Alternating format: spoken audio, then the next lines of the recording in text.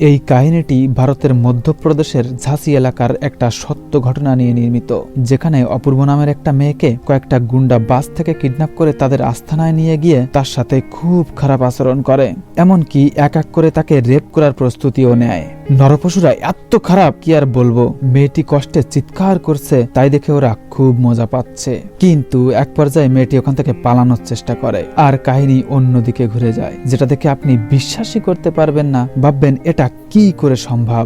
এখানের প্রত্যেকটা মুহূর্ত আপনার গা শিউরে উঠবে যখন ভাববেন এটা কোনো বানানো গল্প বা কাহিনী না, আসলে সত্যিই ভারতের মধ্যপ্রদেশের ঝাঁসি এলাকায় ওই মেয়েটিকে নিয়ে নরপশুরা এমন ভয়ঙ্কর পরিস্থিতি উৎপন্ন করেছিল। তাই আপনাদের কাছে অনুরোধ রইল সম্পূর্ণ ভিডিওটি দেখার জন্য। গল্পের শুরুতেই আমরা দেখতে পাই গুন্ডারা বাসের সামনে গাড়ি থামায় আর ড্রাইভারকে বাস থেকে নামিয়ে জুগনু নামের ওই গুন্ডাটা তাকে খুব মারতে মারতে এক পর্যায়ে তাকে মেরেই ফেলে। এদিকে বালি আর সুকা নামের দুই গুন্ডা লোকজনদের দামি জিনিসপত্র নিতে থাকে। তখনই ভয় পেয়ে অপূর্বার ফোন নিচে পড়ে যায় আর সাথে সাথেই তার বয়ফ্রেন্ড সিদ্ধার্থ কল দেয়। সুকা কল রিসিভ করে হ্যালো বললে সিদ্ধার্থ বলে, আপনি কে? ফোনটা অপূর্বার কাছে দেন। সুকা বলে, অপূর্ব এখন আমার সাথে ব্যস্ত আছে। তাই সিদ্ধার্থ বলে, অপূর্বকে ছেড়ে দে, ওর যদি কিছু হয় তোকে আমি ছাড়বো না শয়তান।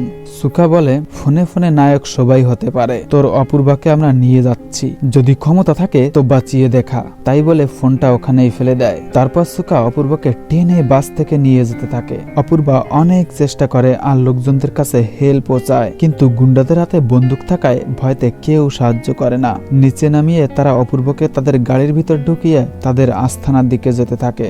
রাস্তায় ওরা অপূর্বাকে খুব ডিস্টার্ব করতে করতে নিয়ে যায় আর ছোট নামের ওই ছেলেটা এইসব ভিডিও করে। একটু পরেই ফোনের লোকেশন অনুযায়ী সিদ্ধার্থ সেখানে পৌঁছে গিয়ে দেখে পুলিশ তাদের কাজ করছে। সিদ্ধার্থ তাড়াতাড়ি অপূর্বর ফটো দেখায় আর পুলিশ সব চেকপোস্টে খবর দিয়ে দেয়। তারপর সিদ্ধার্থকে বলে, এটা ওই গুন্ডাদের এলাকা, ভিতরে অনেক ফাঁকা জায়গা আছে, আমাদের খুব সাবধানে কাজ চালাতে হবে, না হলে অপূর্বার সাথে খুব খারাপ হয়ে যেতে পারে।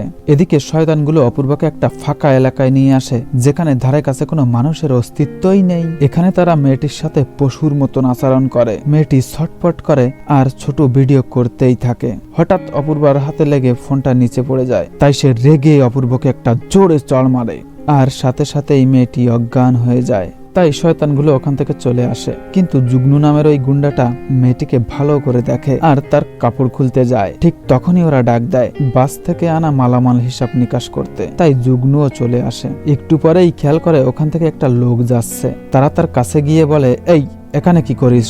লোকটি বলে, আমি একটা জ্যোতিষী, আমি পাশের গ্রামেই থাকি। তখন ছোট এসে বলে, কোনো রিস্ক নেওয়া যাবে না, এটাকেও বন্দি বানাও। কিন্তু লোকটি হাত জোর করে বলে, আমার বাড়ি ছোট ছোট বাচ্চা আছে, প্লিজ আমাকে ছেড়ে দাও। কিন্তু ওরা কোনো কথা না শুনে লোকটির হাত পা বেঁধে অপূর্বর কাছে ছেড়ে দিয়ে আসে।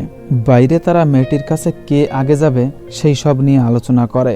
জুগনু বলে, প্রথমে সুকা, তারপর আমি, তারপর বালি, শেষে ছোট যাবে। এদিকে অপূর্বার জ্ঞান ফিরে আসে। সে লোকটিকে চুপ থাকতে বলে। একটু পরেই জল আনার জন্য ছোট বালতি নিতে আসে, কিন্তু তার জানি কেমন সন্দেহ হয়, মেয়েটি কি সামনের দিকে একটু সরে গেছে। এই মনোযোগ সরানোর জন্য হঠাৎ জ্যোতিষী ছোটর পা ধরে বলে, প্লিজ আমাকে ছেড়ে দাও, আমি কাউকে কিছু বলবো না, প্লিজ। কিন্তু ছোট ওকে লাথি মেরে বালতি নিয়ে চলে যায়। বাইরে জুগনু বলে, মেয়েটির সাথে আজ মজমস্তি করে কাল মেরে ফেলবো, কারণ আমাদের অন্য জায়গায় লুট করতে যেতে হবে। এদিকে অপূর্বা লোকটির হাত পা খুলে তারা বিপরীত পাশ দিয়ে পালিয়ে যায়।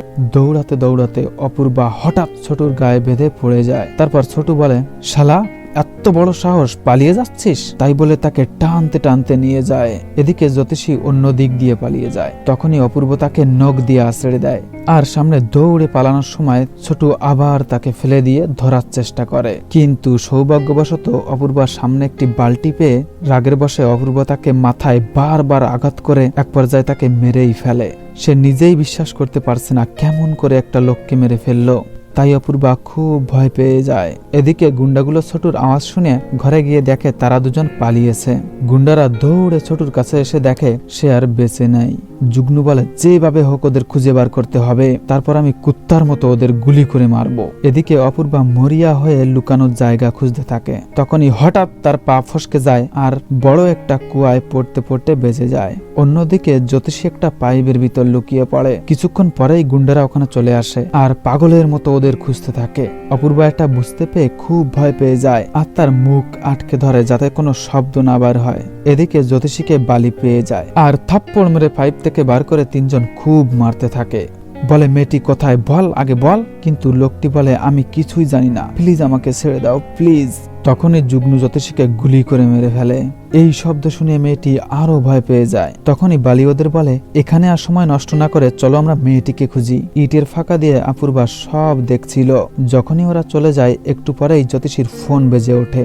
সেই সুযোগে দৌড়ে গিয়ে অপূর্বা লোকটির ফোন নিয়ে আসে। ফোন বাজার শব্দ গুন্ডারাও শুনতে পেয়ে দৌড়ে আসে। তারপর চেক করে তারা কোনো ফোনই খুঁজে পায় না। তখনই বুঝে যায় মেয়েটি হয়তো ফোন নিয়ে গেছে আর আশেপাশে কোথাও আছে। তাই তারা দেরি না করে আবার ভালো করে খোঁজা শুরু করে। এদিকে অপূর্বা সুন্দর একটা জায়গা দেখে তার বয়ফ্রেন্ড সিদ্ধার্থকে ফোন করে বলে সিদ্ধার্থ এরা আমাকে মেরে ফেলবে, আমি এদের একজনকে মেরে ফেলছি, তুমি কোথায়, জলদি আসো জলদি। সিদ্ধার্থ বলে তুমি কোথায় এখন তাই বলো। মেয়েটি বলে জানি না, কিন্তু এখানে অনেক পুরনো বাড়ি ছিল, মনে হচ্ছে চারিদিকে শুধু পাথরের ইট ছাড়া আর কিছুই দেখা যাচ্ছে না। তখনই সিদ্ধার্থ বলে তুমি ওদের কারো নাম জানতে পারছো?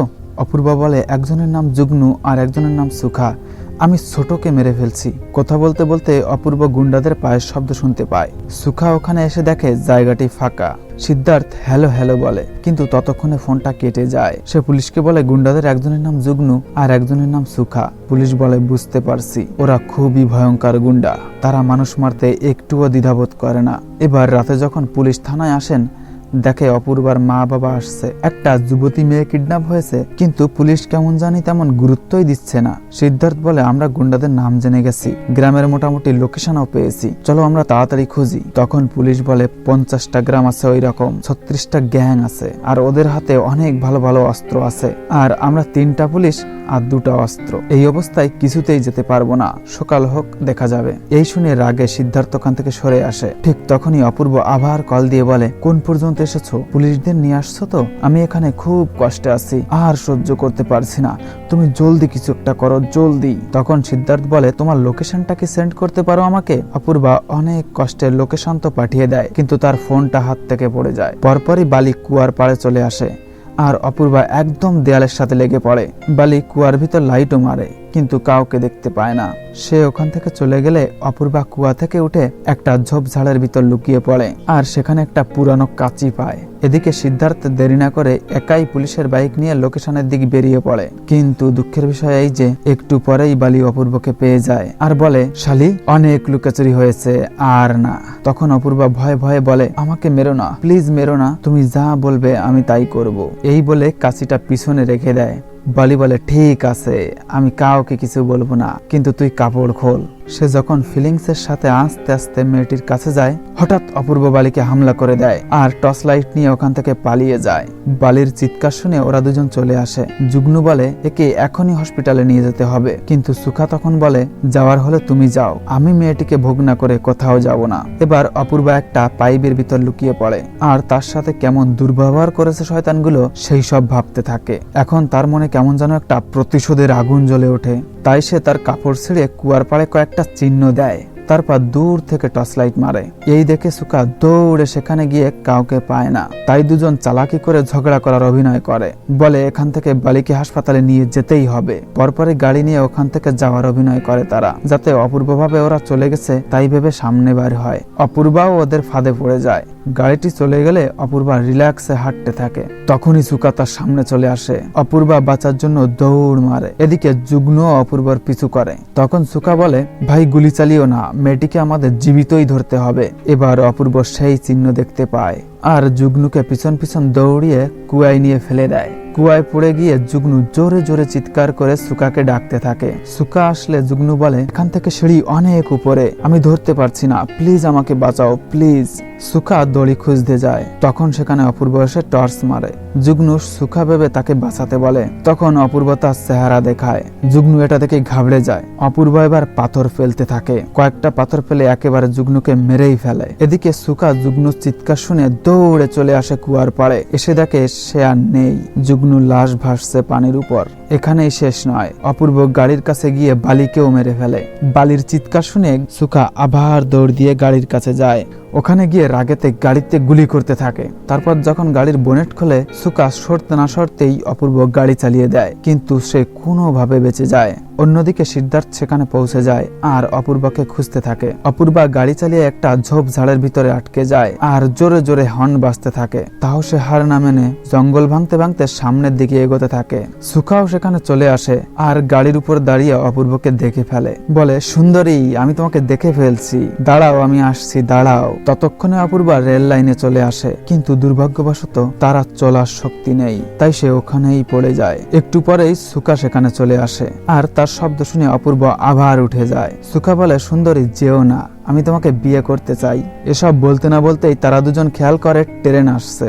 সুকা তখন টানেলের ভিতর থাকে, তাই অপূর্বা তাকে পাথর মারতে থাকে। ভাবে এই মুহূর্তে ট্রেন আসলেই সুকা চাপা পড়ে মারা যাবে, ওকে বেরোতে দেওয়া যাবে না। কিন্তু তখনই সুকা অপূর্বাকে ধরে ফেলে আর বলে, মরলে দুজন একসাথেই মরবো। তাই বলে ট্রেনের সামনে দাঁড়ায়, কিন্তু অপূর্ব তার হাতে কামড়ে দিয়ে নিজেকে ছাড়িয়ে নেয়। ট্রেন তাদের মাঝখান দিয়ে চলে যায়। অপূর্ব ভাবে হয়তো সুকা মারা গেছে, তাই সে একটু স্বস্তির নিঃশ্বাস নেয় আর সামনের দিকে যেতে থাকে। কিন্তু তখনই হঠাৎ আহত অবস্থায় সুকা অপূর্বার পা ধরে বসে আর বলে, প্লিজ আমাকে বাঁচাও, দেখছো আমি তোমার কোনো ক্ষতিই করিনি, কারণ আমি তোমাকে বিয়ে করতে চাই। তখন অপূর্ব একটা বড় পাথর উঠায় আর বলে, শয়তান, পেলে ছেড়ে দিতিস। তাই বলে ওই পাথরটা দিয়ে সুকাকে মেরে ফেলে। তারপর সে আস্তে আস্তে ট্রেনের কন্ট্রোল রুম পর্যন্ত পৌঁছে যায়। সেখানে গিয়ে বলে, দয়া করে একটা কল করা যাবে, আমার খুব দরকার। ওনাদের কাছ থেকে ফোন নিয়ে সে সিদ্ধার্থকে কল করে। সিদ্ধার্থ বলে, তুমি কোথায় এখন, তুমি কোথায়, আমি চলে আসছি। কিন্তু অপূর্ব আর কিছুই না বলে শুধু কাঁদতেই থাকে। আর সাথে সাথে এই মুভিটি এখানেই শেষ হয়ে যায়। বন্ধুরা, গল্পটি কেমন লাগলো অবশ্যই কমেন্ট করে জানাবেন। আর যদি একটুও ভালো লাগে, দয়া করে আমার এই নতুন চ্যানেলে একটা লাইক ও সাবস্ক্রাইব করে দিয়ে যাবেন।